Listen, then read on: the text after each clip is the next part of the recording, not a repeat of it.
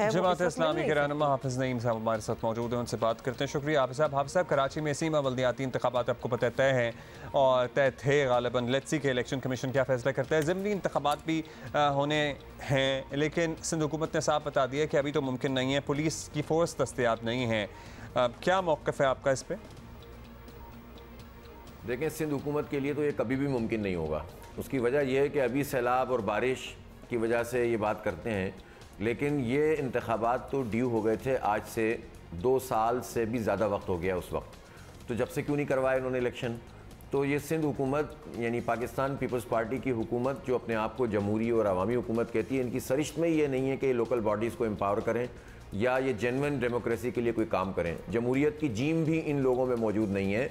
ये ना अपनी पार्टी में इलेक्शन कराते हैं, ना जमहूरियत की जो नर्सरी होती है ग्रास रूट लेवल पर लोकल बॉडीज़, ना उसको ये बाख्तियार बनाते हैं, ना उसके इलेक्शन कराना चाहते हैं। पिछले इंतखाबात भी बार बार इलेक्शन कमीशन और फिर सुप्रीम कोर्ट के कहने पर कराए गए थे। अब अंदाज़ा लगाइए कि 2015 में आखिरी बल्दियाती इंतखाब इस कराची जैसे शहर में हुए हैं, और कराची शहर वो है जो पूरे पाकिस्तान की मईशत चलाता है, जिसके ऊपर पाकिस्तान की एक्सपोर्ट का इन्हिसार है, जिसके ऊपर पाकिस्तान के टैक्सेशन का इन्हिसार है। उस शहर के साथ ये सलूक है कि उसकी जो बुनियादी मसाइल को हल करने के लिए जो फोरम मौजूद होना चाहिए वो फोरम ही मौजूद नहीं है, और शहर के पास मेयर ही नहीं है, शहर के पास उसके टाउन के चेयरमैन ही नहीं है, उसके यूनियन काउंसिलों के काउंसिलर या चेयरमैन और वाइस चेयरमैन ही नहीं है। तो आप अंदाज़ा कर सकते हैं कि किस कदर फिस्तायत है इस पार्टी में और सिंध हुकूमत में, किस तरह आमराना इनका जहन है कि जिसमें इलेक्शन नहीं कराना चाहते।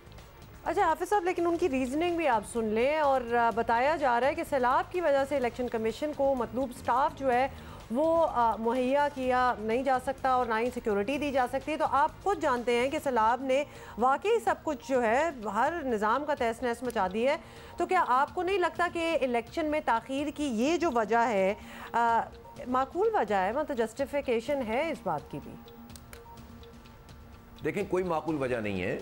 आप ये बताएं ना कि इस वक्त 35,000 से ज़ायद की नफरी है पुलिस की कराची में, तो ये खुद ही बता दें कि 35,000 से ज़ायद की नफरी अगर मौजूद है तो उसका ज़रा हिसाब किताब तो दें हमें। इनमें से कितने लोग हैं अफसरों में और कितने लोग हैं SHOs की सतह पर, और कितने जो है वो SI और ASI और मुख्तलिफ रैंक्स के लोग हैं और पुलिस के एहलकार हैं, और ये कहाँ के रहने वाले हैं। हमारा तो हमेशा से ये बात रही है कि मुकामी पुलिस होनी चाहिए। यहाँ के लोगों अफसर बन सकते हो पुलिस के, यहाँ के लोग कोई ज़ुबान भी बोलते हो, परमानेंट रेजिडेंट हो, उनके बच्चे यहाँ पर रहते हो, तो लॉ एंड ऑर्डर के लिहाज से भी ये ज़रूरी है। तो ये तो बुरी तरह एक्सपोज भी हो रहे हैं इस अमल से। पता चल रहा है सिंध हुकूमत का कि इनके पास जितना अमला है सेक्रेटेरिएट का, उसका कराची से कोई ताल्लुक नहीं, पुलिस का अमला कराची से कोई ताल्लुक नहीं, ट्रैफिक पुलिस का अमला कराची से कोई ताल्लुक नहीं, जितनी मिनिस्ट्रीज़ हैं उसमें जितने अफसरान हैं 80% उनका कराची से कोई ताल्लुक नहीं, और कराची सिंध का आधी आबादी का शहर है। लेकिन ये सलूक ये जानबूझकर करते हैं, खुद लिसानियत इनके जहनों के अंदर जो है भरी हुई है, और ये उसी बुनियाद के ऊपर चलाते हैं। हम तो इस पर यकीन नहीं रखते हैं। तो एक बात तो यह है कि इसके ज़रिए से अगर एक्सपोज होंगे, इनसे पूछना चाहिए कि बताइए। दूसरी बात यह है कि भाई अगर पुलिस आपको पूरी नहीं पड़ रही, आप रेंजर्स से मदद लें। आप अगर पुलिस पूरी नहीं पड़ रही तो आप पंजाब पुलिस को बुलवाइए। आप जो है वो, ये इलेक्शन कमीशन ऑफ पाकिस्तान का काम है कि जितनी बड़ी ज़रूरत ये इलेक्शन है, बल्दियाती इलेक्शन लोगों की, ये कोई शौक़ नहीं है, ये कोई जो है सियासतबाजी नहीं है, ये इस तरह का कोई काम नहीं है कि बस हो गया तो ठीक है और नहीं हो गया तो। ये हमारे मुस्तकबिल का मसला है कि हमें बल्दियात चाहिए, हमें सड़कें चाहिए। इसलिए इलेक्शन कमीशन ऑफ पाकिस्तान का काम है कि अगर ये पुलिस पूरी नहीं कर रहा है तो पंजाब से और KP से पुलिस बुलाइए। अच्छा, आप कह रहे हैं कि लेट्स सी वैसे इलेक्शन कमीशन अब क्या फैसला करता है। उन्होंने रिक्वेस्ट तो डाल दी है। हाफिज साहब, अब सूरत हाल यही है कि सिंध हुकूमत के ताबन के बगैर इलेक्शन सर्टली बड़े मुश्किल हो जाएंगे।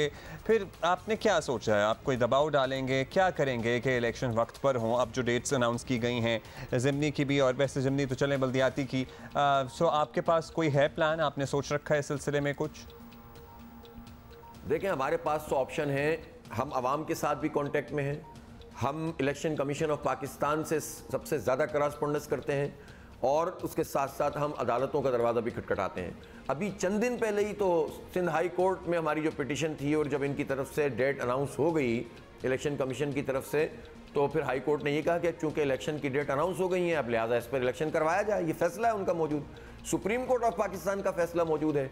आपने पिछले इंतखाब को भी 28 अगस्त को ये कह कर के बारिश होने वाली है, जबकि कोई फोरकास्ट 28 अगस्त को नहीं थी, इन्होंने जवाब बना दिया था और आगे बढ़ा दिया था।